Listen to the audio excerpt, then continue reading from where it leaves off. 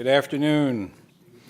I'm David Ferriero, the Archivist of the United States, and it's a pleasure to welcome you to the William G. McGowan Theater at the National Archives this afternoon. We're glad to have you with us today, whether you're here in the theater or watching us on C-SPAN or joining us on the Archives YouTube channel.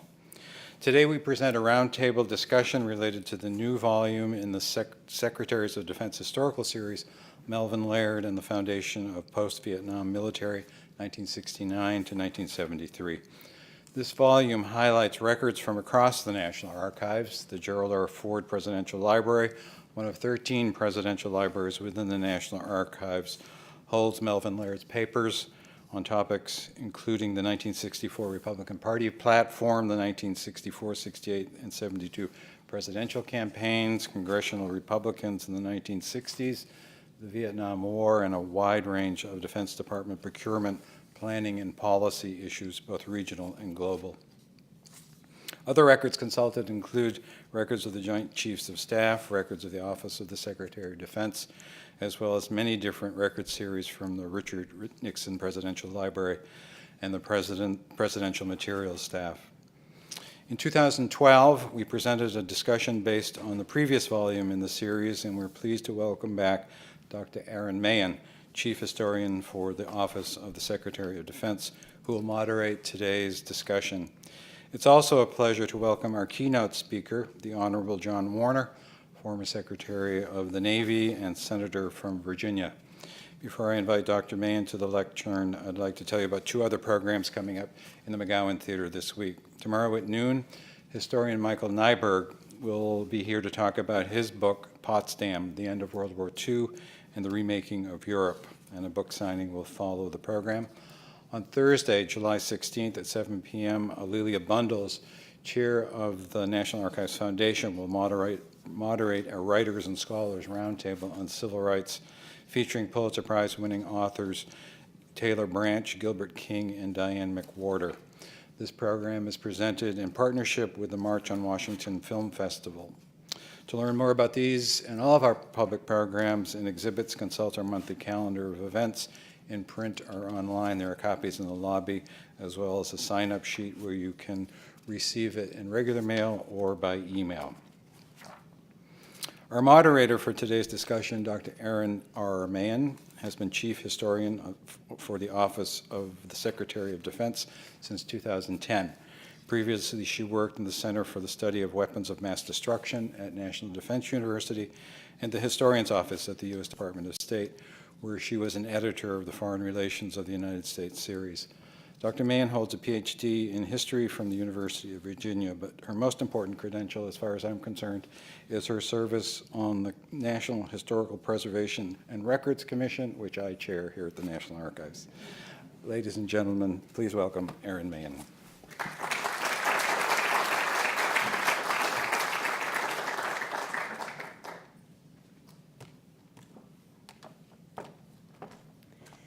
Thank you, David, for that kind introduction. And thanks to the National Archives for graciously providing this venue for the event and hosting the OSD Historical Office newest publication.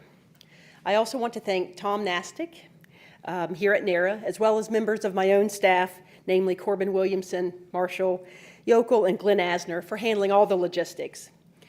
We on stage often know that these events are not possible without the hard work of those behind us, and they really make it happen. My own brief comments mirror David's because government history programs, such as ours in the Office of the Secretary of Defense, could not produce comprehensive books without the assistance of the National Archives, which processes and houses the voluminous primary documents used in our series. Our two organizations are natural partners in the construction of official histories. The goal of my little history shop inside the vast Pentagon bureaucracy is to produce books like this that we are recognizing today that are well-researched, balanced, and as much as possible objective narratives that will stand the test of time. To that end, we are writing them about 4 decades after the period they cover so that we can make use of the resources as they finally get declassified, or at least that's what I tell my bosses when they ask why they take so long. especially when it's 40 years behind the curve. But that necessary time lag also precluded Secretary Melvin Laird from being here himself. He's no longer able to travel, but I'm very pleased that his son, David Laird, and his grandson, Harry, were able to be with us today. Thank you for coming.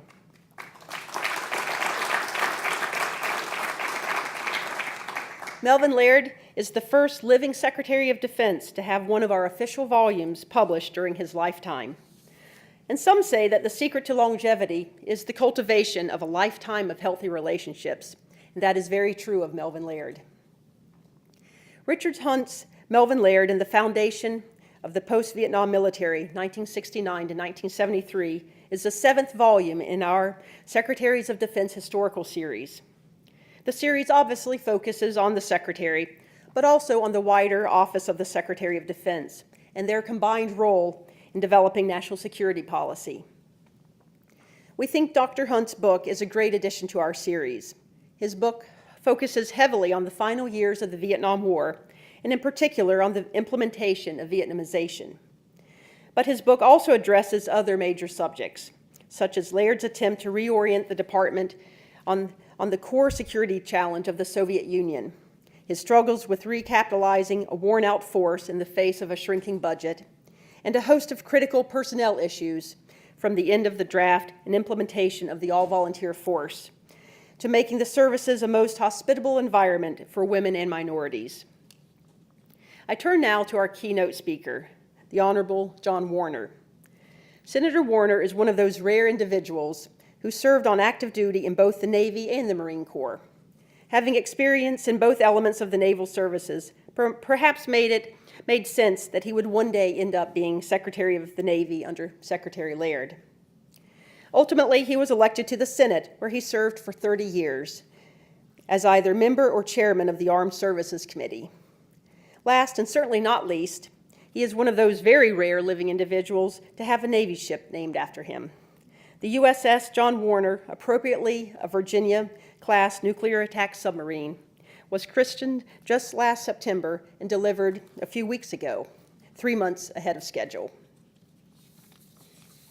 We very much appreciate his participation today, given his firsthand perspective on Secretary Laird.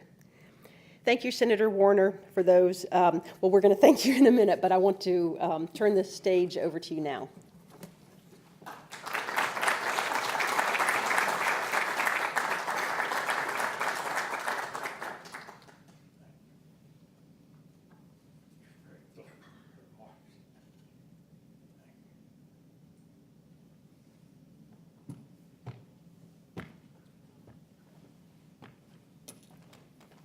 Well, thank you, ladies and gentlemen, for coming and attending. I'm particularly grateful to the archivist. As I expressed to him, I worked my way through law school partially by working in the law library. My wages were $1.25 an hour. And to the distinguished historian of the Department of Defense and her wonderful staff who've, together with others, put this book together, thank you. And I say thank you from my heart because this was an incredible chapter of American history that you had to record and do it with accuracy and preserve it for future generations. We have two other distinguished guests here tonight that are, and I did guess it's morning, Secretary of Navy Charles Bowser and General Persley. Do I see you right there, both of you? I'll, during question and answer period, maybe put a question to you because you stood beside Laird. This man, Mel Laird, was bigger than life. I hear from him frequently, and I dutifully called him yesterday to have a final discussion about several points I wanted to discuss, and he promptly agreed to them all, said, fine. I said, do you have any final thoughts? Yes, I do. Long pause. Warner, don't screw up. That was characteristic of his leadership in the Department of Defense. Yes, he was a rough, tough, swaggering old destroyer officer in World War II, receiving the Purple Heart, But when it came to the administration of that building, he had that wonderful management of skill of knowing where firmness had to be applied, where compassion was needed, and where those needed help. And he was, together with a man he absolutely loved, David Packard, formed the Laird Packard team, and we entered that building in January of 1969. Now, mind you, Mel Laird, in his lifetime, of course, he had his naval command experience at sea, but other than that, his largest responsibility of staff was somewhere between 30 to 40 to 50 staff people on Capitol Hill. Capitol Hill was his love of life. Let it be no mistake, next to his family, his love of life. And he would often sneak out of the building, as Richard Capon, one of the assistants he had that worked with us, used to tell me, to ostensibly go to Capitol Hill for a haircut. But we all knew that he was going back up there to take the pulse of the Congress. And when I say the Congress, it was a bipartisan approach. He didn't just go to his Republicans, he went to the Democrats, and he took with him the confidence that what he was trying to do was in the best interest of the whole nation. And it was not a partisan challenge that he was posing. That was one of his greatest skills. And it reflected by Secretary Bowser, whom he asked to stay on. Bowser had been with the Democratic administration, appointed by the Democratic administration. But Mel Laird, skillfully, in putting together that team, decided to retain 6 or 8 persons who had been under McNamara, Clark Clifford, to stay there because of their skills. Politics be damned.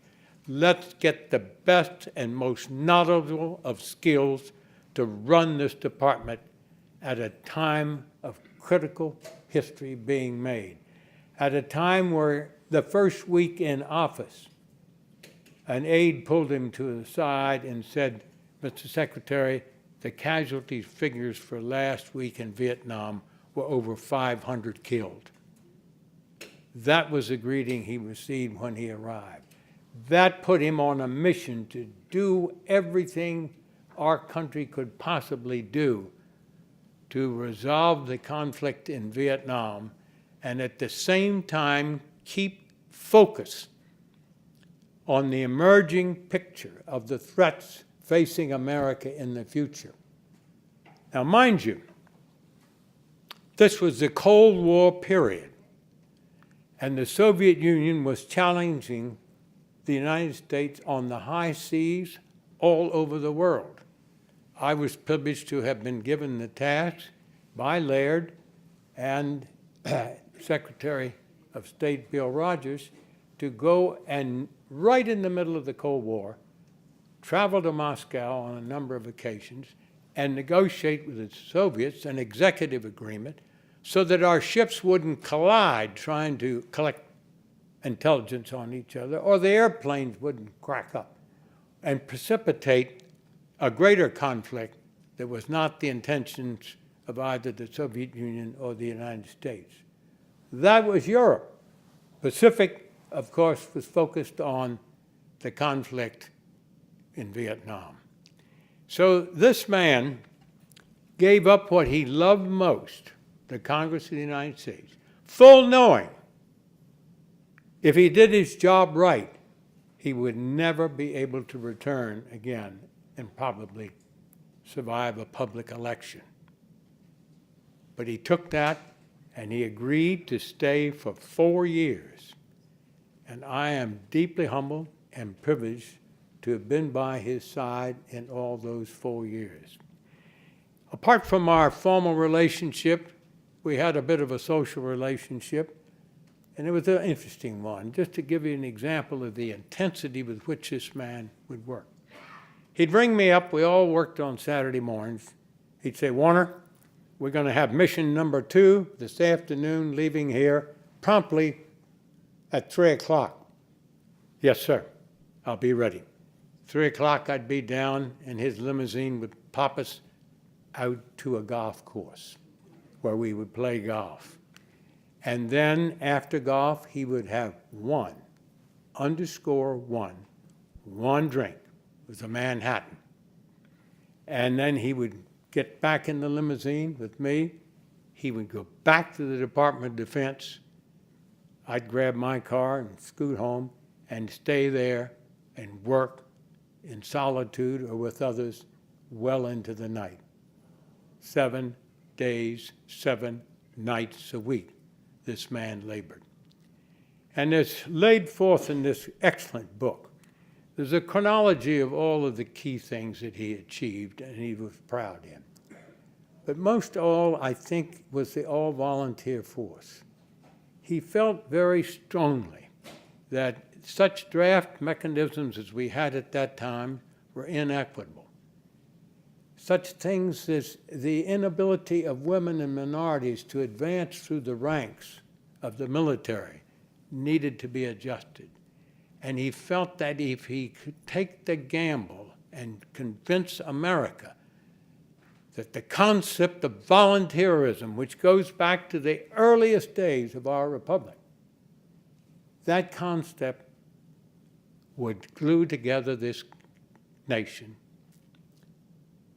and bring about an even stronger military. Now, folks, those of us who were there during this period as we were formulating and testing the various chances to do this, and the military stood back in awe and said, this is going to be a high risk. But it was Melvin Laird's determination to try it that drove it through, and it took root. And today I can testify, having spent 30 years in the United States Senate, supporting it, funding it, it has worked and exceeded all expectations. The vision, the courage of one man to make that decision. There are many others that I could recount, but today we're going to have a full discussion.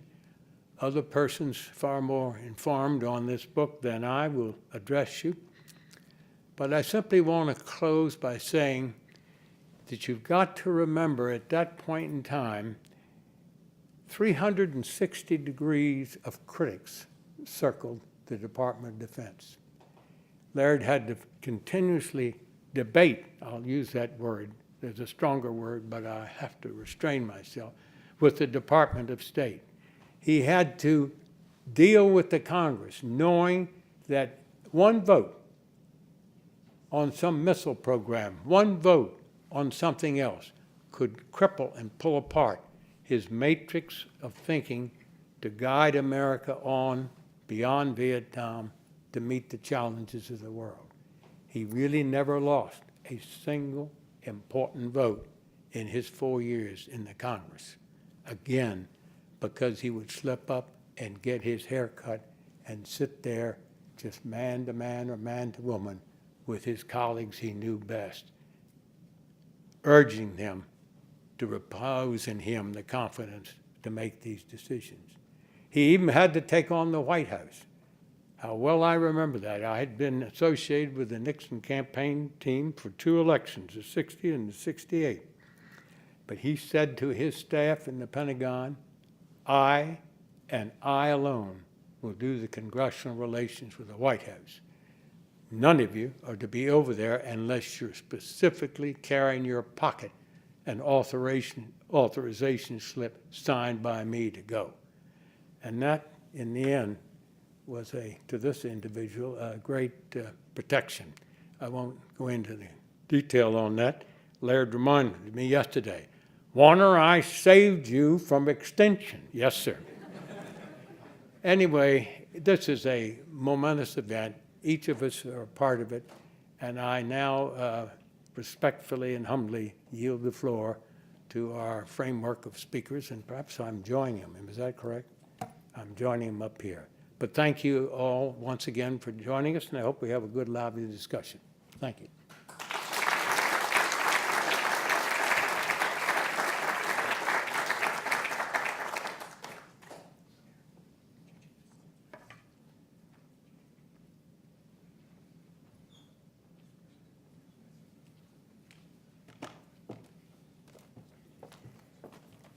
Thank you, Senator Warner, for your very incisive remarks. I'd now like to move to the next phase of our program and invite our other speakers to the podium.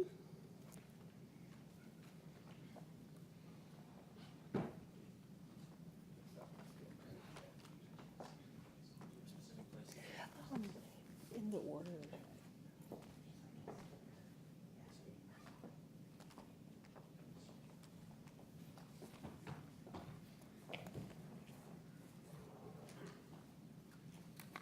So let me now introduce our very distinguished panelists who will speak for about 10 to 15 minutes, allowing time for questions from the audience.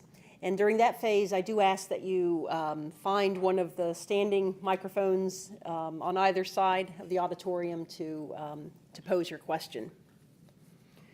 First, I'd like to introduce Dr. Jeremy Surrey, who holds a distinguished chair in global leadership at the University of Texas at Austin. Professor Surrey is an expert on the time period covered in the Laird volume, the author of 6 books, including the widely acclaimed Henry Kissinger and the American Century, published by Harvard University Press in 2007. He has recently published a new edited volume entitled Foreign Policy Breakthroughs, Cases in Successful Diplomacy, recently released by Oxford University. Dr. Surrey and I were contemporaries in graduate school, and I can say that I long ago predicted what the Smithsonian Magazine named him, which is one of the top young innovators in the arts and sciences. It is truly a privilege to have him here today. Professor Surrey's remarks will be followed by Dr. George Herring, Professor Emeritus at the University of Kentucky. Dr. Herring is a prolific historian on American foreign relations and one of our profession's foremost scholars on the Vietnam War. No graduate student passes through a doctoral program without reading his highly acclaimed standard survey of the conflict, America's Longest War, the United States and Vietnam, 1950 to 1975, which is in its 4th edition. Professor Herring has also won countless awards and fellowships, including those from the National Endowment for the Humanities and the Fulbright program. Our third panelist is the author of the book, Dr. Richard Hunt. Given that the Vietnam War was front and center during Secretary Laird's tenure, Dr. Hunt's scholarly background made him a logical selection. He served as a historian with the Army, and while on active duty, he was assigned to the Military Assistance Command Vietnam History Office. Then as a civilian historian for the U.S. Army Center of Military History, he worked on historical studies of the Vietnam War. His most notable book, before this one, of course, is Pacification, The American Struggle for Vietnam's Hearts and Minds, which analyzes the U.S. South Vietnamese effort to stem the Viet Cong insurgency. I now turn the floor and the microphone, or you can speak from the floor if you, from your chair if you prefer, Dr. Surrey. Well, it's my pleasure to be here and honored to be on stage with a senator who I revere and 2 historians who have been models for me in many ways, but most importantly to be here with my friend Erin Mahan. Erin has done more, I think, for public history than almost any other historian. She brings a seriousness to her work, which is so important, and she does a great job, I think an unmatched job, of connecting the world of scholarship with the world of policymaking, and that's really what we're about here. I also want to say how glad I am to be here to talk about Secretary Laird. I had the opportunity to talk to him on a number of occasions. I used to teach at the University of Wisconsin before I moved to the University of Texas, and Secretary Laird was very generous with me on many occasions. He even blurbed my book about Henry Kissinger, which was actually quite a story because his relationship with Henry Kissinger is not always the nicest of relationships, and it was interesting how that happened. But I learned so much from Secretary Laird, and I'm very honored to be here with members of his family, and please tell him that I said that. I want to really raise a couple of points about this terrific book that Richard has produced for us here. Mel Laird and the Foundations of the Post-Vietnam Military in the United States is a book that takes us through what I think is one of the most important turning points, and this is a point that the senator made, one of the most important turning points in American military and political strategy, and also one of the most important turning points in American society. And the American military was one of the places where American social change occurred. Part of this book is about not just the Vietnam War, but also the changing composition of the U.S. military, the changing role of the U.S. military in American society, the struggles with drugs and race in the American military, as well as the struggle with fighting a war in Vietnam. I want to raise 3 issues for us to think about today, 3 areas where I think this book enlightened my thinking and where it can enlighten all of us and hopefully give us some more issues to discuss in our conversation that'll follow. First issue, what is the role of the Secretary of Defense? What role should the Secretary of Defense play? Of course, when the office was created in 1947 with the National Security Act, it was a major change in the American Constitution. I have to remind students of this all the time, that the Constitution speaks of a War Department, right, and a Navy Department, that we've had a War and a Navy Department from really the 1780s through the 1940s. And that, of course, I have to remind students there was no Air Force at that point early on. They sometimes forget that. And the National Security Act of 1947 creates the Unified Secretary of Defense, the Unified Office. What role does the Secretary of Defense play? What this book shows, I think, better than anything else I've read, is that the Secretary of Defense, in Laird's case, played a major role not simply as a policy advisor to the President, but actually as a policy leader for Congress. The role that Laird played in educating the Congress, in informing the Congress, in making the Congress part of the policy process. This is something the Senator referred to. I think it was much more than just haircuts, obviously. This book brings that out quite forthrightly. Laird spent time not simply at Congress, but also time managing the military bureaucracy, which by this point had become the largest bureaucracy, of course, in the United States and in the world, with his partner, Deputy Secretary of Defense David Packard. Together, they set a model for public information and policymaking in line with the other branches of Congress. And if I might say so, it appears to me, reading this volume, that often they were replacing the reporting role that the National Security Council or the White House might have otherwise played. At times, the Defense Department became the primary information source for the Congress and for the American public. And the book goes through a number of cases where this is true, Cambodia and Laos being 2 of many. What role should the Secretary of Defense play? What role should he have within the White House national security establishment? For Nixon and Kissinger, Laird was a secondary policymaker at best. It's not that he wasn't accessible to the President, it's that they often made policy, as the book shows, without attention to his opinions or with ignoring his opinions. And Laos would be another example of that time and again. Where should the Secretary of Defense fit into the policy process? What role should he play? The volume shows that Laird found a way to get his policy positions into the policy process, but he often had to do it despite the White House. Despite the White House. Second point, Vietnam. George, I'm sure, will talk a lot more about this. I think the book makes a very strong case that Laird was not only the author of the Vietnamization strategy, that we knew, I think, but that he made an important effort time and again to pressure and in many cases to force other members of the administration to follow through on this process, and that he played a key role in trying to build up the South Vietnamese military. The book is very strong on showing Laird's budgetary efforts to get allocations of resources from a Congress that did not want to allocate resources to these purposes. It shows repeatedly how he tried to stand in the way of escalatory moves that were advocated by Kissinger and the JCS and others. And in fact, to my astonishment, it shows at times where the JCS tried to undermine Laird's activities in this area.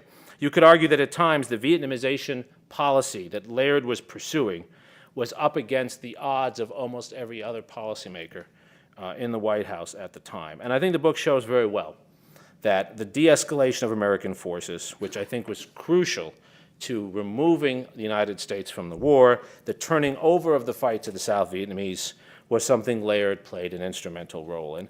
I think it's also clear in the book, though others might disagree with me on this, it's pretty clear that Laird did not expect the South Vietnamese force to be able to fight successfully on its own. I think one of the lies we tell ourselves now is that the South Vietnamese military could have survived and could have won without the United States. I think the Vietnamization strategy was a strategy of withdrawal, and it was a strategy of the South Vietnamese government ultimately collapsing. And I think Laird recognized that. That's not said in the book. That's my interpretation of what's in the book. Final point, the all-volunteer force. I agree with Senator Warner on this, and reading this book, I would argue that Chapter 14, the chapter on the all-volunteer force, is worth the price of the book unto itself. That chapter, I think, provides the best account I have seen of the politics behind the creation of the all-volunteer force. I learned so much reading that chapter alone. It shows how crucial Laird was in managing the Gates Commission, which was, of course, the Blue Ribbon Commission created to look into the all-volunteer force. It shows his role working with Martin Anderson in the White House, George Shultz, Milton Friedman, and others, things you would not expect a Secretary of Defense to do. It shows quite conclusively how important the pay increase was, the 20% pay increase that was given to military servicemen and women, the lottery, the use of the lottery, and the end of draft calls on July 1973. The volume shows that Laird recognized, as Senator Warner said so well, that the American military would fight better and that there would be a better relationship between the U.S. military and the American public if it moved from what was a somewhat arbitrary and unfair draft system to an all-volunteer system. And he managed that process. But I was also moved by a particular passage in the book, and I want to read. This is the only thing I'll read from Richard's book, but I want to read this passage because it captures some of my own reservations. I think the reservations many historians have about the all-volunteer force. This is at the end of a long chapter by our author about the all-volunteer force, showing how successful Laird was with it, but it raises important questions for us today. Questions I ask myself when I look out at my undergraduates at the University of Texas today, very few of whom, unless they're in ROTC, have served in the military. This is the author. Should military service be regarded as a commodity, as the economists believed, or did an individual have an obligation to one's country that transcended economic considerations? The end of the draft, pioneered by Laird, raised profound issues about freedom and the obligations of citizenship. Young Americans now had the freedom once again to choose not to serve and to plan their lives without fear of being drafted. The nation would have to wage war with volunteers. That's what we've done. With no shared obligation for military service from the larger society, the military henceforth would be a force of professionals who alone would bear the physical and emotional costs of fighting. Persons outside the military would be spared for most of the hardships and consequences of war, and as a result might have less personal interest in opposing or protesting an unpopular or unjust conflict. I think we've seen the evidence of that. There's much more ambivalence, much more disinterest in our wars because most of our young people are not serving in those wars, at least most of those who we see on university campuses. The issues that arose when conscription ended in 1973 had also been debated in 1917. Others at the time protested that conscription would erode the traditional American ideals of individual freedom and volunteerism.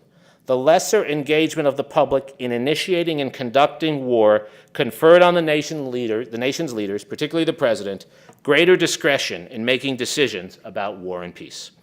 With the end of conscription in 1973, the all-volunteer force would constitute a test of whether the needs of national security during the Cold War could be met without recourse to conscription.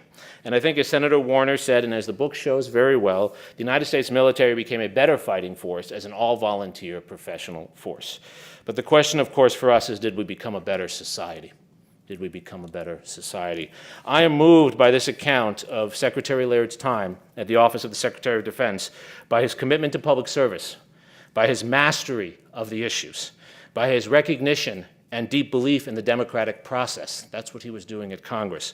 But I'm also struck by what a different world it is from today. What a different world it is from today in the relationship between citizens and government, in the relationship between parties and governance, and most significantly, in the public engagement with these issues. I wish we had people like Secretary Laird back, because I think our policy is less fruitful, less well thought out, less effective, because we lack leaders of that kind today. Thank you.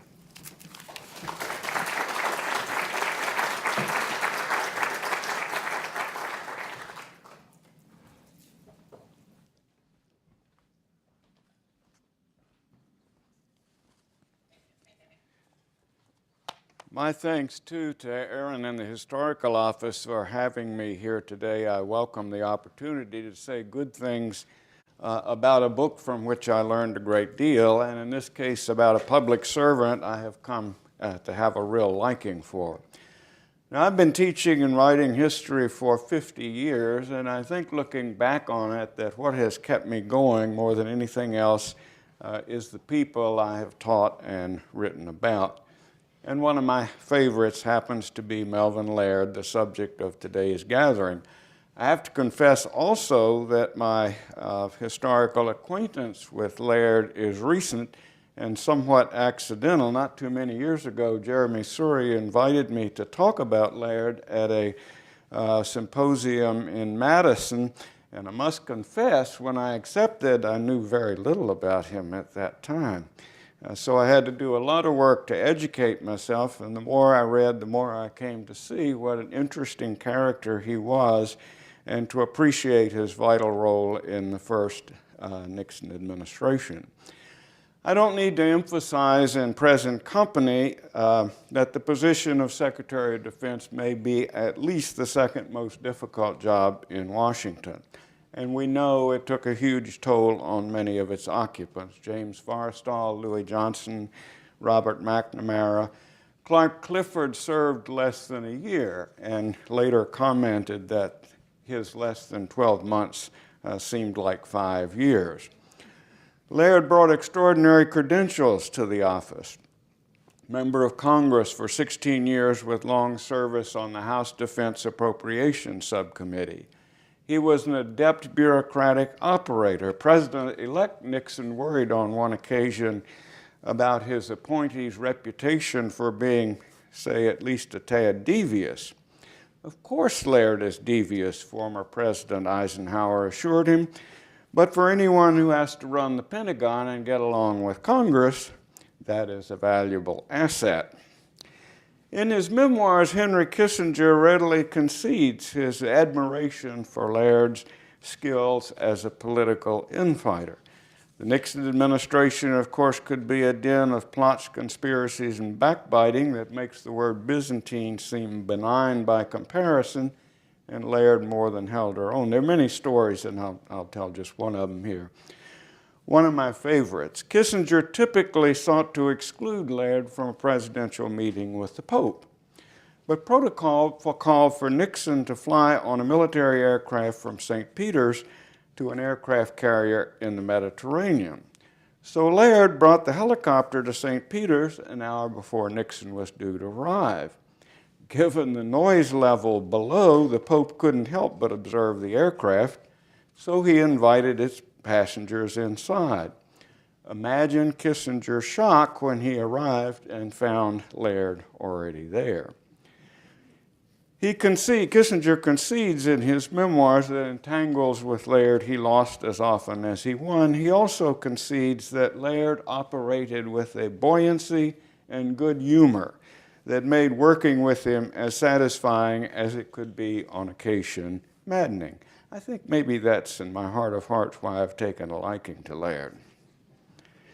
Now, it's an impression of mine, nothing I've measured scientifically, that until very recently Laird has not got his due.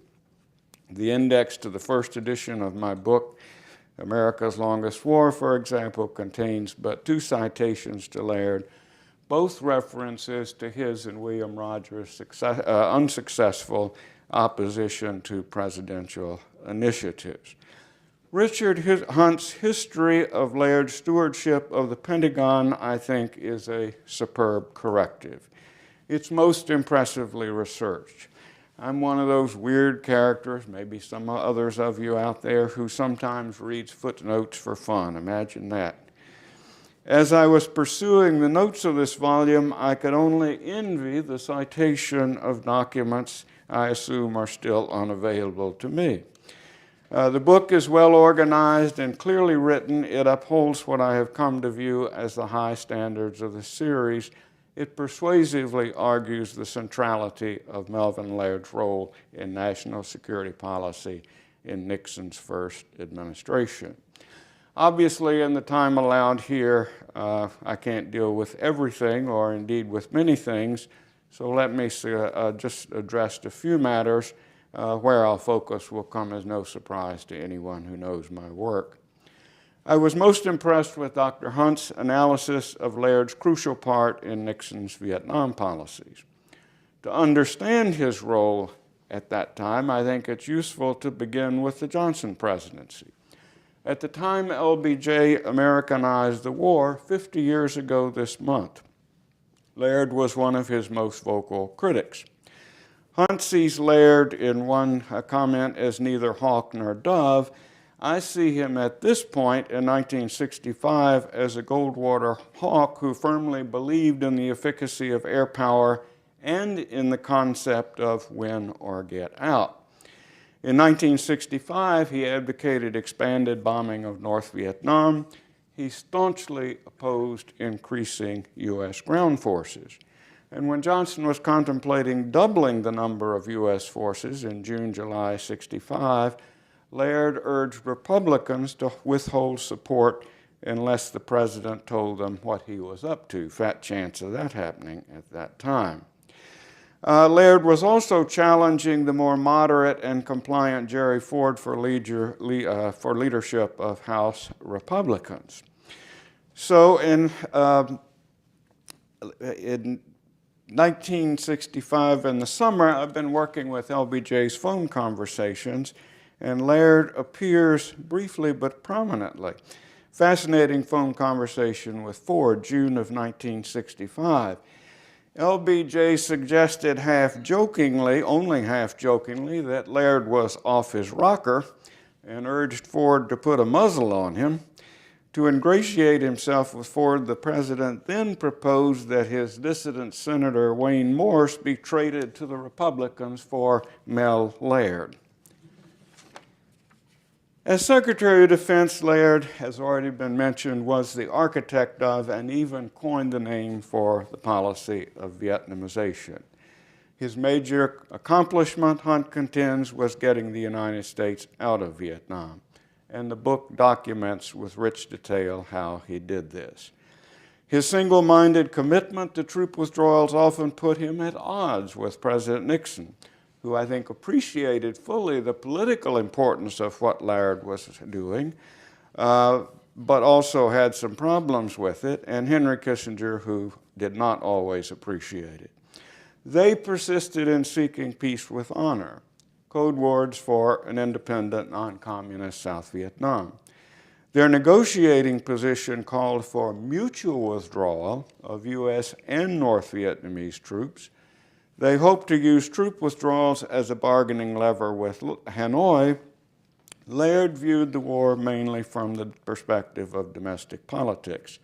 He was certain it could not be won. He saw his task as getting the United States out as quickly as possible and repairing the damage at home caused by the war. By the fall of '69, through skillful maneuvers, he had brought the United States to what Dr. Hunt calls the verge of irreversible unilateral withdrawal. And from this point, he employed all the tricks of his trade to get U.S. forces out of Vietnam as quickly as possible. He used mounting pressure to cut the military budget as leverage to speed the pace of withdrawals. Time again, he outmaneuvered Kissinger and even Nixon on withdrawal policy, provoking Nixon aide Al Haig to accuse him of management chicanery. Laird was convinced, Hunt concludes, that there could be no detours or slowdowns in seeking to end U.S. combat in Vietnam. While getting Americans out, of course, he also pushes hard to prepare South Vietnamese forces to take over the fighting. Laird's dogged and ultimately successful pursuit of troop withdrawal and Vietnamization raises, I think, some interesting questions, some difficult problems. It certainly provides another example of the dysfunctionality of the Nixon administration.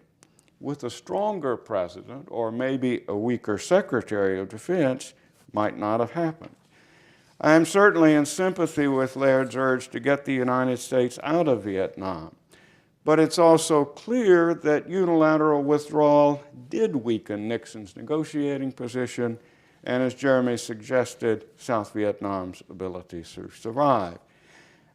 I'm not sure of it, but my sense is that he dealt with this contradiction by persuading himself, despite abundant evidence to the contrary, that Vietnamization would work, that the South Vietnamese would be able to defend themselves.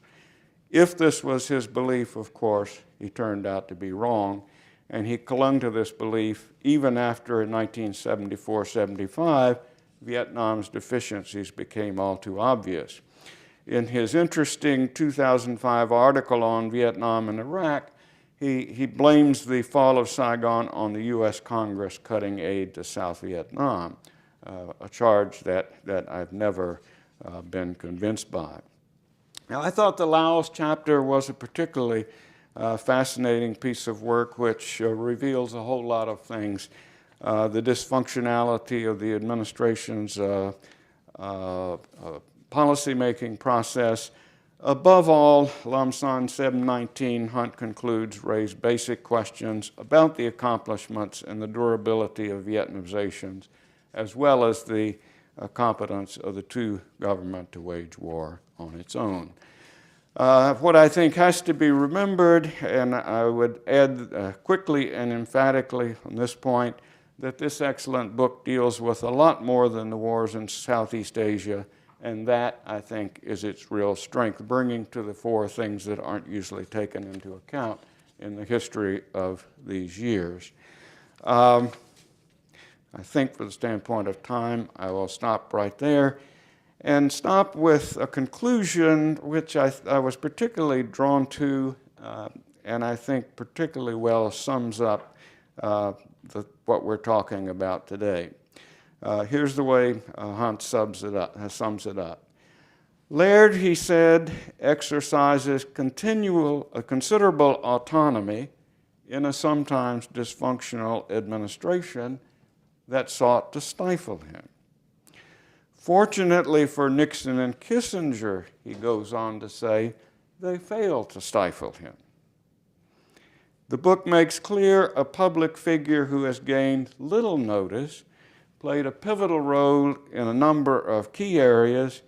He not only survived in a difficult post, but accomplished a great deal in an administration that often tried to marginalize him. He did it with clear vision, well-defined goals, dogged determination, and a large dose of good humor.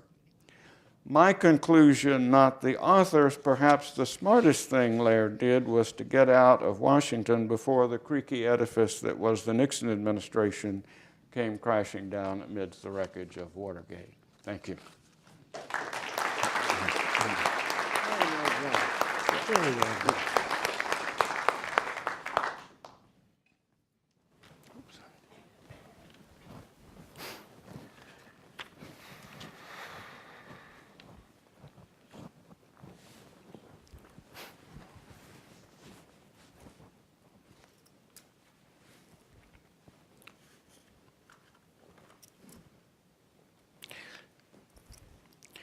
I would like to thank the organizers of this session, the many NARA archivists who helped me, and the two OSD historians who helped make this book possible.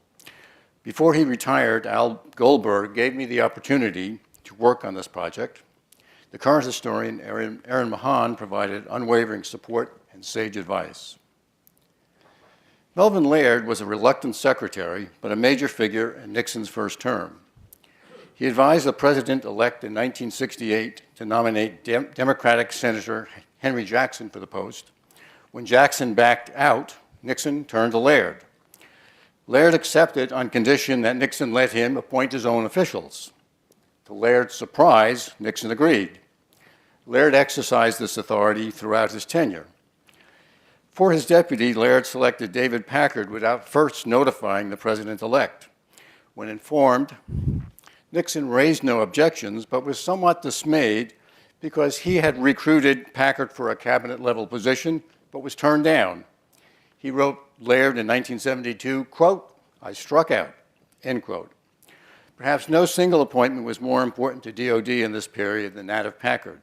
Among other things, he handled acquisition reform and the preparation of defense budgets.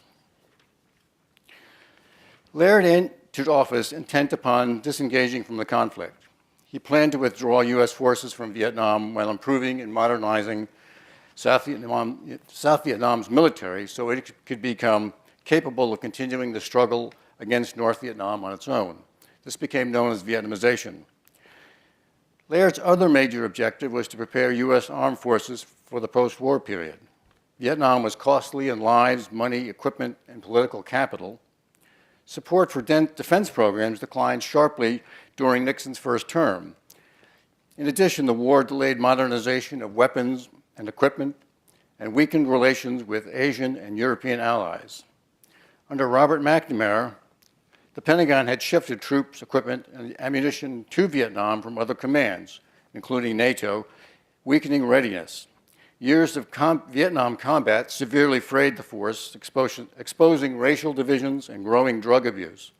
Disaffection in the ranks weakened morale and discipline. Laird and Nixon set up programs to improve opportunities for women and minorities and to provide education, amnesty, and drug rehabilitation programs to help those with addiction problems. To build the future force, Laird worked to end the draft and establish an all-volunteer force. Laird served during a period of shrinking budgets, anti-military sentiment, and serious inflation. Pentagon critics called for greater spending on social programs and less on defense. This environment made rebuilding the defense program even more challenging. The armed forces declined by a third during his tenure, from 3.4 million in fiscal year 1969 to 2.2 million in fiscal year 1973. The President and Congress steadily cut spending. Outlays fell from $78 billion in FY69 to about $73 billion in FY73. But measured in inflation-adjusted dollars, outlays declined by 27%. Thanks in part to his political skills, Laird was able to fend off the even more severe cuts many in Congress sought to impose. Laird forged his basic views on national security as a congressman. He had grown uneasy over President Johnson's Vietnam policy. To Laird, the war weakened the U.S. economy and its armed forces and was peripheral to core security interests. U.S. involvement in the war provided an opportunity for the Soviet Union to enhance its conventional and strategic power. Moreover, Johnson's policies had produced a stalemate in Vietnam and needlessly wasted lives and treasure. From the start of the administration, Kissinger and Nixon believed that increased battlefield pressure could facilitate a negotiated settlement. They wanted the Joint Chiefs of Staff somehow to intensify Vietnam operations without alienating the public. Laird disagreed. Ever sensitive to domestic reaction, he argued that the public expected the war to wind down. More aggressive operations would increase American casualties and cause a further loss of political support.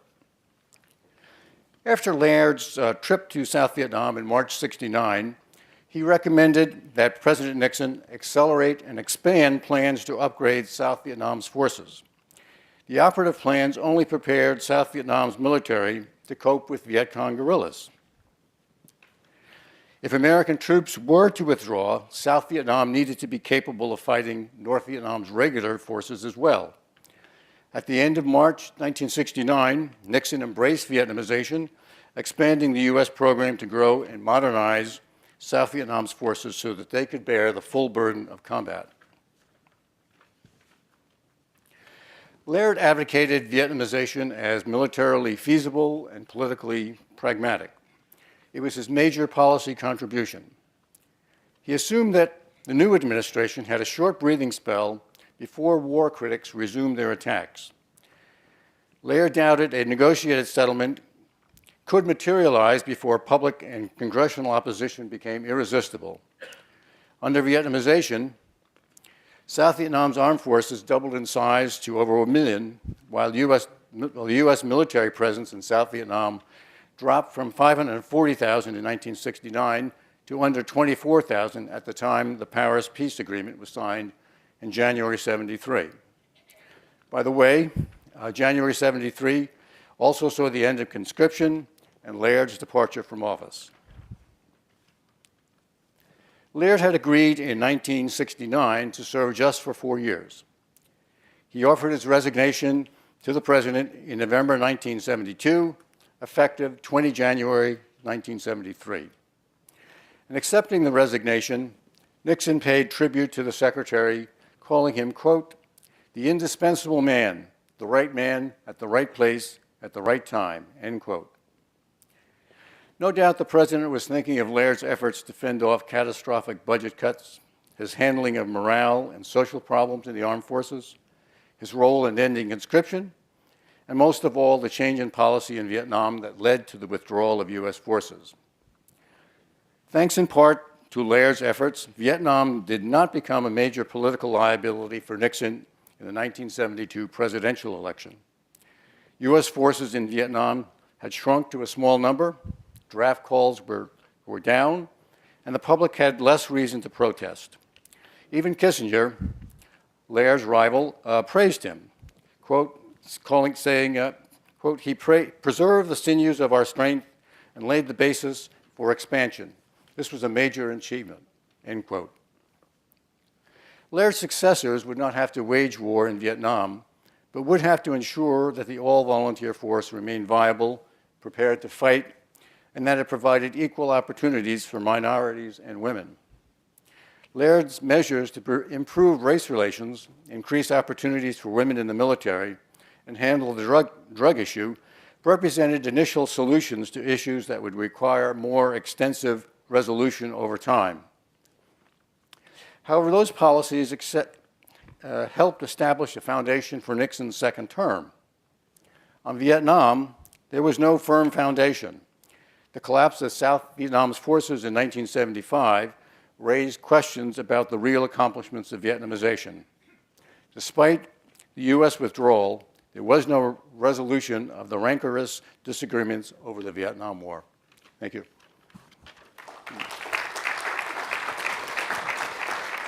Come on down. Pleasure to be with you. Well, all of our panelists have provided very thoughtful observations about an important book and an important man and the implications of many of his legacies. They've also done a very good job of allowing ample time for you to ask questions. We have about 30 minutes. If you run out of questions, I can fill that gap. But please go to the microphone and ask away.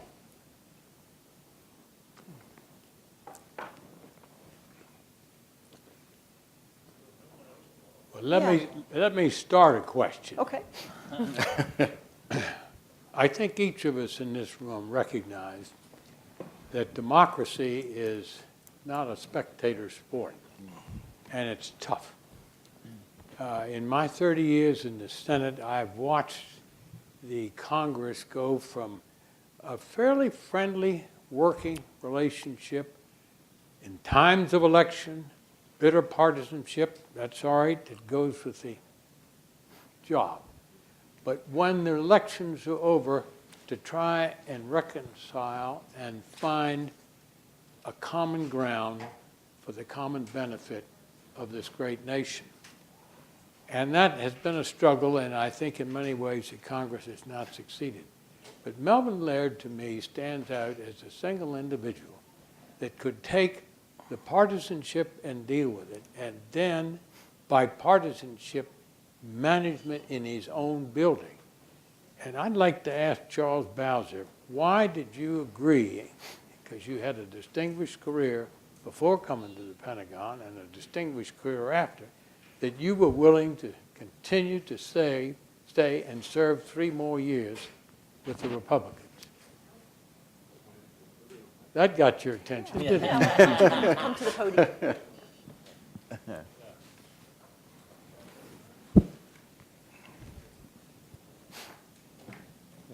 First, let me say it was a surprise that they asked me to stay. I was a Democrat from Chicago. You know, if you grew up in Chicago right after World War II, you either voted Democrat or you didn't get your garbage picked up or your snow removed in the wintertime. So we were all Democrats, and I came in there under McNamara. I was the last presidential appointment by McNamara, and then I did that 1 year, as John points out, and then when the Republicans came in, I was out in Chicago negotiating to go back with my firm, and I got this call from my Marine aide, Colonel Kaufman, who said, "Do you know Governor Chafee of Rhode Island?" And I said, "No." And he said, "Well, keep negotiating." And so I didn't expect. I came back. We had lunch with Chafee. He asked to see us individually, and when he came in to see me, he said, "Would you stay for a few weeks? Because I don't have a financial guy in that, and I'd like you to stay." So I arranged to do that, but I really soon found that the Laird, Packard, Chafee, Warner team was really terrific, and they were on the right course, because getting out of Vietnam, I think, was essential. I told a story yesterday over at the Pentagon that when Secretary Clifford did not approve General Westmoreland's request for 200,000 more troops after Tet, why, I got a call from Major General Chason, who you remember. He was kind of like the third ranking general at Marine headquarters, and he had been Westmoreland's chief of operations in Vietnam, so he knew it very well. He said to me on the phone, he said, "The Commandant would like me to come over and explain this situation a little more to you. Would you have time?" And of course I said I did, but then as soon as I hung up, I thought, oh my God, this is going to be interesting. So I got my Marine Colonel Kaufman again in, and I said, "What do you think?" And he said, "Oh, I think he's coming over to tell you that the Secretary of Defense should have supported the general in the field, and he shouldn't have given him approval for the 200,000.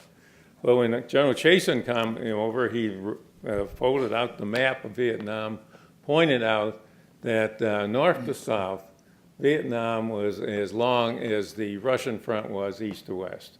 And the idea of putting 200,000 more troops in there, and as he says, what we would do is probably have 100,000 in logistics and 100,000 in combat, would not in any way bring this war to a victory for America. We think the Secretary of Defense has made the right decision. So I saw then that beginning of the military beginning to think it was the better way was to come out as best we could and try to build up in it. And I thought Laird and Packard and Chafee and Warner, they were a terrific team, so I stayed 3 years. How many of other Democrats stayed on? I can Well, count quite a 5 few. or There was 6. 8 of us that were asked to yeah. stay on by Laird out of 30. Out of 30, yeah. Yeah, and that was like Johnny Foster and Bob Frosch with us. Moot? The controller. He kept the whole financial team. Yeah. Yeah, because he knew he had to. A lot of people that come in from the business world don't realize that in the government, one of the ways you get final decision on whatever you're trying to do is getting it through the Congress and the budget, the appropriation. But Mel knew that quite well. And so he didn't want to start over, I think, with inexperienced team there in that. But anyway, and to this day, I feel the 3 years I spent as part of this team was one of the greatest periods of my career. And I've had a great career in both the business community and in my 15 years as Controller General, too, at AGO. So, thank you. Yeah.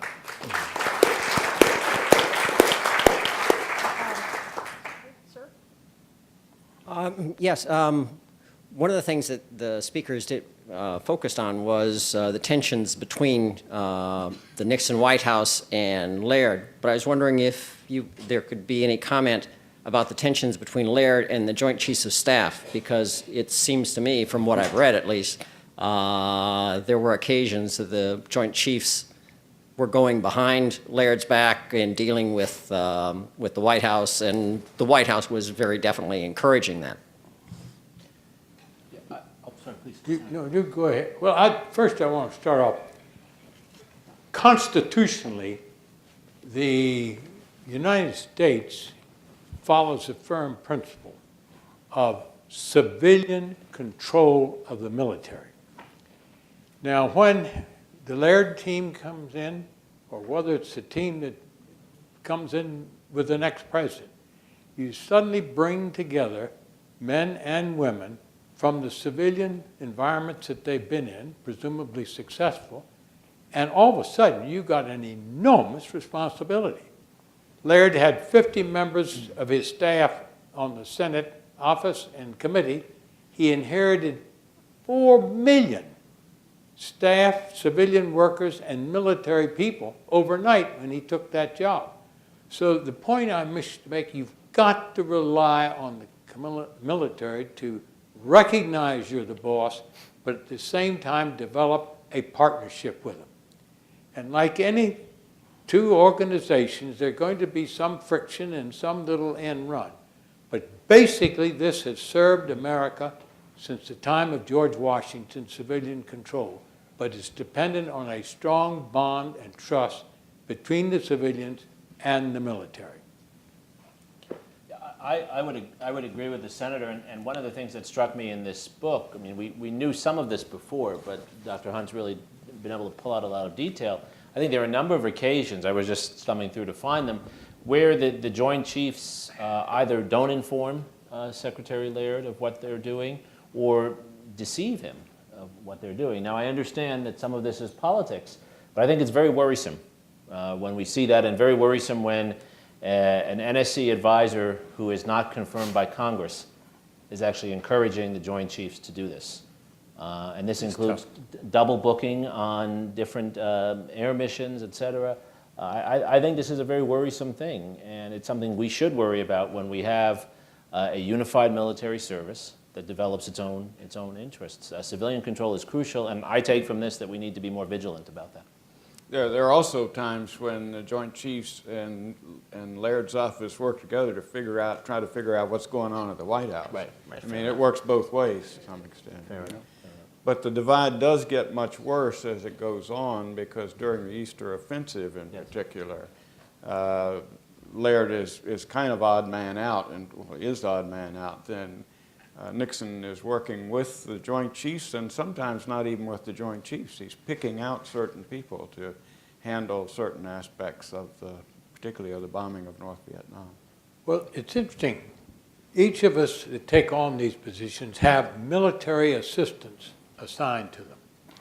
And believe me, they are pivotal to your successful operation of your respective responsibilities.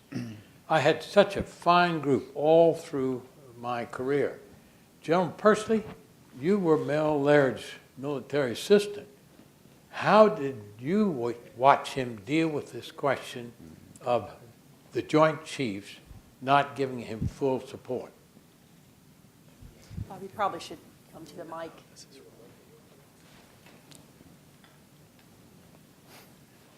There's the guy that knows more than... Did you get a good interview with him? Yep. Well, Mel Laird was astute in so many ways, and he knew pretty well, just by experience, when somebody was trying to go around or and otherwise perhaps not play the game straight. The first experience I had with Mel Laird, and this was before he was sworn in, he sent Bill Baruti, one of his longtime assistants, over to talk to me about this relationship of the chairman of the Joint Chiefs having an envoy to the White House, and a young fellow that I had known had been doing that kind of a job repeatedly, and it was a physician that had ex officio just stood for quite some time, but it depended on the personality of the people and how loyal they were. But in any event, Mel's sending Bill Baruti over was to see if it wouldn't be a good idea to write a memo to Henry Kissinger, even before the new administration came in, to argue against having that envoy be part of the program. In other words, let's discontinue that. Mel knew the people coming into the White House well enough, the Haldeman's and the Ehrlichmans and so on, and he knew Henry Kissinger exceptionally well because he was the one who had hired Henry Kissinger to help him on the Republican platform in 1964. He had long memory and knowledge about Henry. So he thought we better not have this envoy back and forth. And Bill Verde and I put together a little memo, but it was one of the first things that Henry turned down. He thought that was a grand idea. But in any event, Mel's alert to those kind of things, and just that alertness and skill in handling people allowed him to handle that. Let me just say, carry that forward and run the reel forward to the strategic arm limitation talks where supposedly Gerald Smith was the main negotiator. Well, it was very clear that Henry Kissinger was the main negotiator. But Mel Laird was astute enough to hire Paul Nitze to be his counsel on the strategic arm limitation talks. And that was seminal because Paul Nitze could keep him informed of what the back channels really were. And he also had Noel Geiler at NSA, very skilled in letting him know. So it goes both ways. Well, Noel was handling all the communications. He could read it. Oh, yeah. Well, the personality of the Joint Chiefs goes a lot along the line of the chairman. General Wheeler was no real problem at all. Admiral Moore was a very definite problem, and just by personality. May I ask a question? Because we've been talking collectively, and Professor Siri, I'd like to correct you on that. We're not talking about the Joint Chiefs. It's not Elmo Zumwalt or John Ryan or Bill Westmoreland or Leonard Chapman it's Tom Moore. It's Admiral Tom Moore, and he's working with Undersecretary of Defense Kenneth Rush. They're doing the end runs around. I'd like Dr. Hunt and Dr. Suri to comment on that and how Moore is a towering figure, as Esmeralda and John Carlin have said. He was jointness before they ever even talked about jointness. He was a one-man J3. He'd disappear sometimes to execute policy and nobody could find him. Don't you think you understated Admiral Moore's role in this history by focusing so much on Secretary Laird? I mean, on Vietnam policy, Dr. Hunt. I bring out, I think, quite a bit of Moore's end runs and his collusion with the White House and Henry Kissinger, and particularly in the operational chapters. That was, I would agree that Laird worked better with Wheeler, but Moore could be a real problem. In the episode, I mentioned in the book, there's an episode with Yeoman Radford and spying. I came across somewhere, I don't know, a memo, I think Laird wrote to himself, trying to debate whether he should fire, Moore for this. But he's preempted. Laird gets a phone call on Christmas morning from the president, and it's kind of awkward because Laird started figuring out, well, why is this man calling me Christmas morning? And he wishes Laird a Merry Christmas, and then he says, well, I think, he goes on a little bit, and then he says, I think we ought to keep Moore in place. We don't want to disturb things. I trust Moore. So that was kind of, tied Laird's hands on that question. I would like to ask one comment to the point about the relationship with the Joint Chiefs. When Laird came in, he instituted this idea of participatory management and wanted to involve the Joint Chiefs in decision-making and budget decision to a greater extent than they had with McNamara. So I think he made an effort to work with the Joint Chiefs, as well as was wary about these private channels. I guess the point I was making, I agree with everything that was said, but the point I was making was a slightly different one, right? When you have a president or an administration that discounts people who bring them opinions that are well-informed, that don't match with what they want to hear, and valorizes those who bring them opinions that speak to their preconceived notions, it creates a dangerous dynamic, a dynamic that I think actually undermines civilian control, even when it's the president doing that. Because in this case, you have the Secretary of Defense, who's thought deeply about these issues, telling the president and NSC advisor Kissinger what they don't want to hear, and they're looking to incentivize someone else with a uniform on to tell them what they want to hear. That's a very dangerous dynamic, it seems to me. Do I have any more minutes left on my? Okay. Interestingly enough, a little vignette here. If you were to ask Mel today, name at least one mistake or thing that happened that you would have done differently for today. And it would be very much to this point.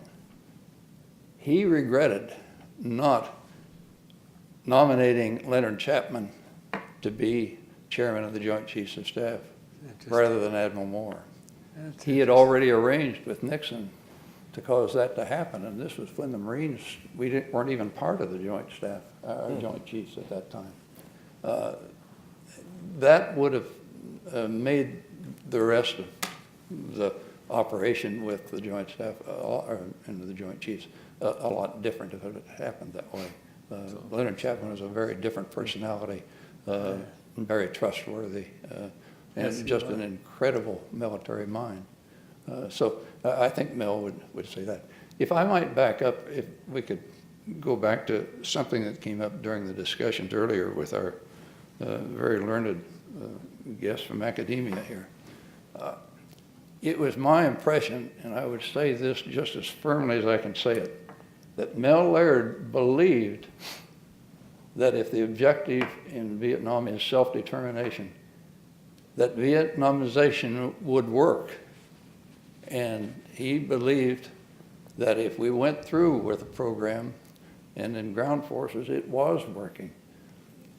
Where we fell down some was in the support on the air side that would have been needed, and if that could have been extended, he still believes to this day, I'm absolutely certain, that Vietnamization could have been a success and was a success. So it wasn't just a way of diminishing or getting out. Vietnamization, to Mel Laird, was a derivative of a much broader national security approach. Vietnamization was necessary in order to resolve a situation that was bleeding us, as our author has said, during the period of the Vietnam War, where roughly a third of our defense budget was oriented toward things in Southeast Asia.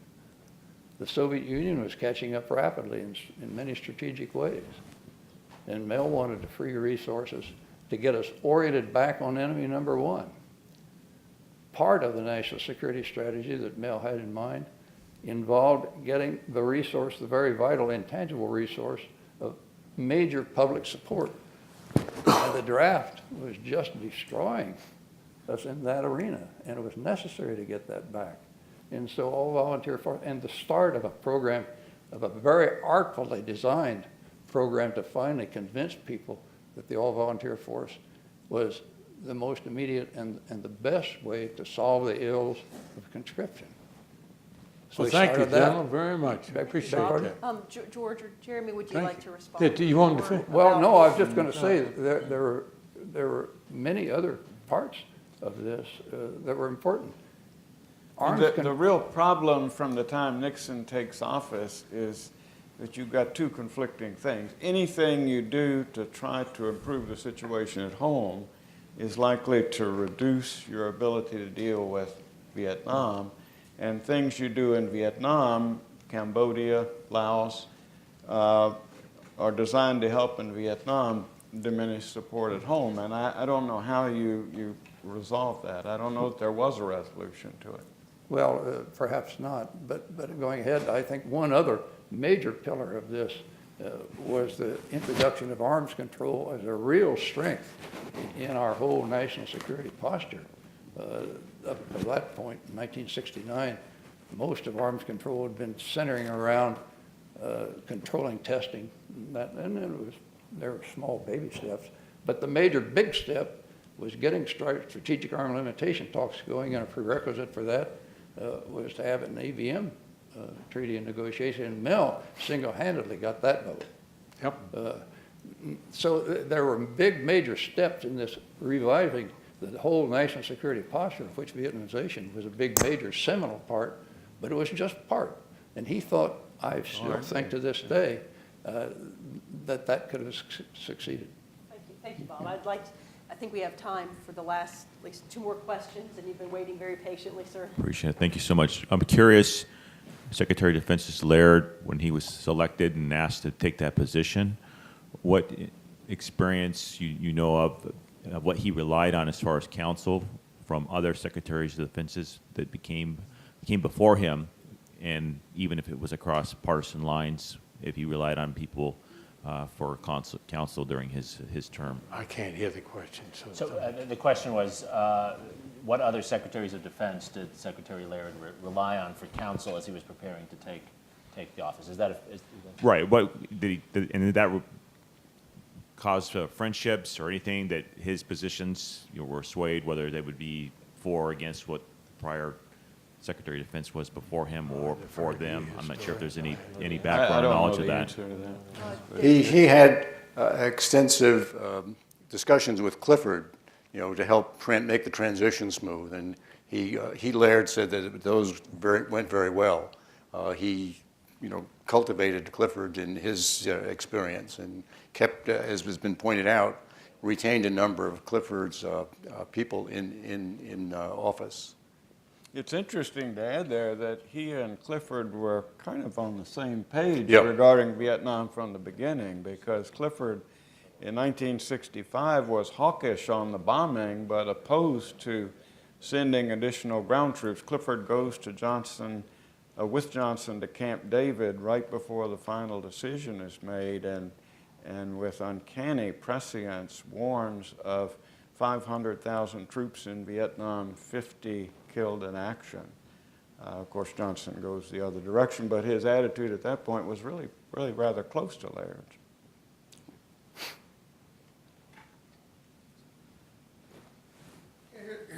Here's a question from the naval historian in the crowd here.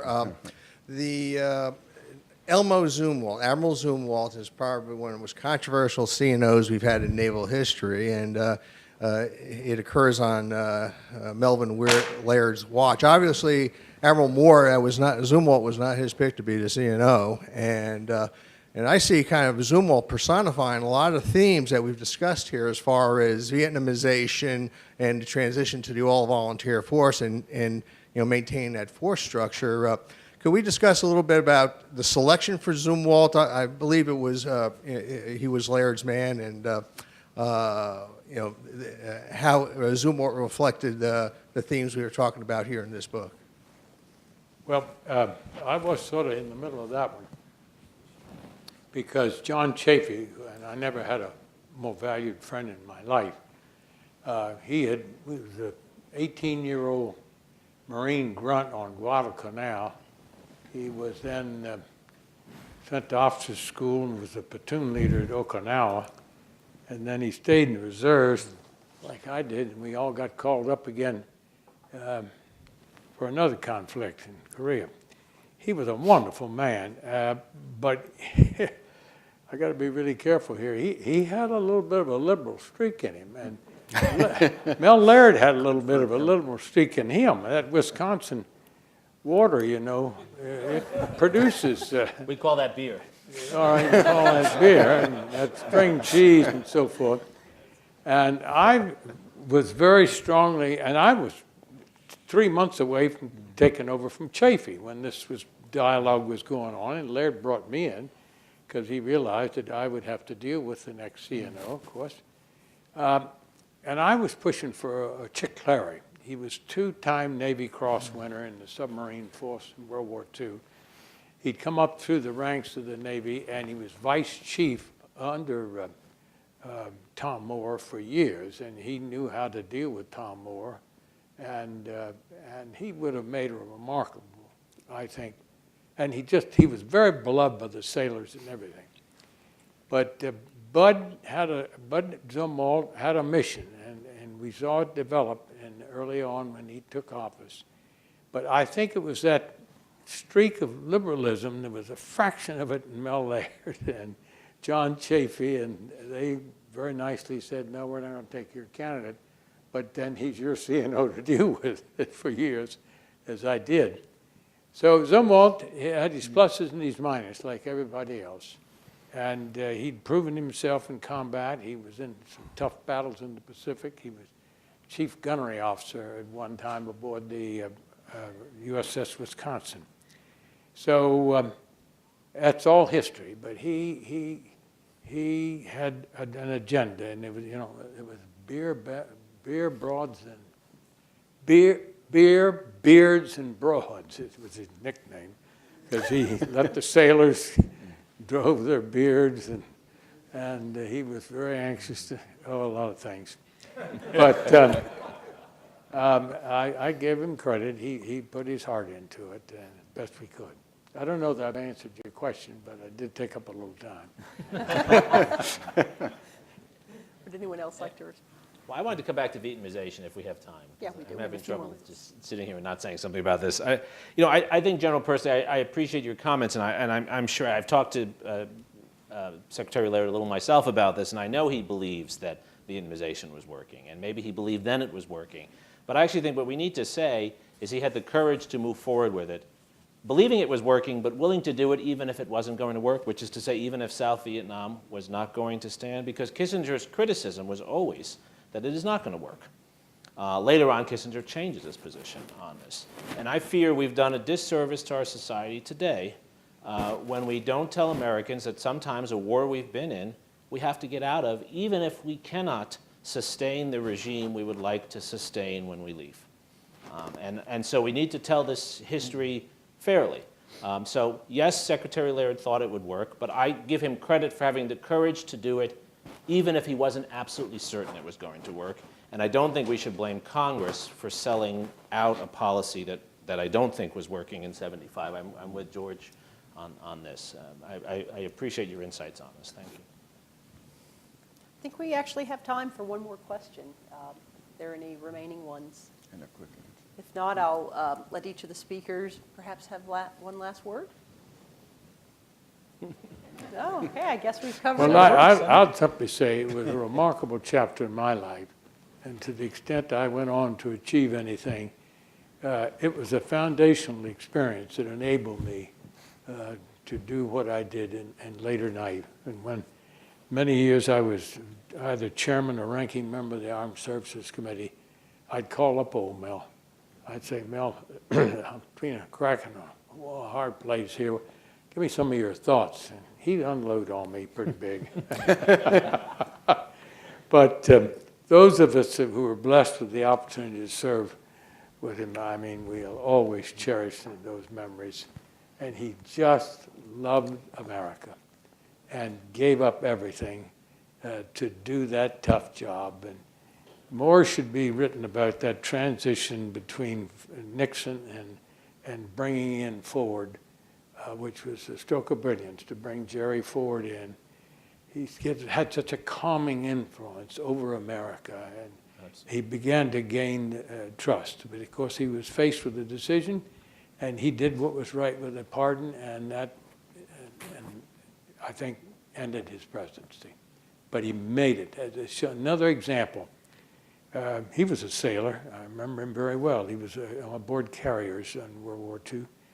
And he just absolutely understood duty, honor, and country, even if it cost you your own ambitions. I think that's a good note to end on. And this concludes our program. Dr. Hunt's book is available through GPO and is also available electronically on the OSD Historical website. Please join me again in thanking each of our speakers. Thank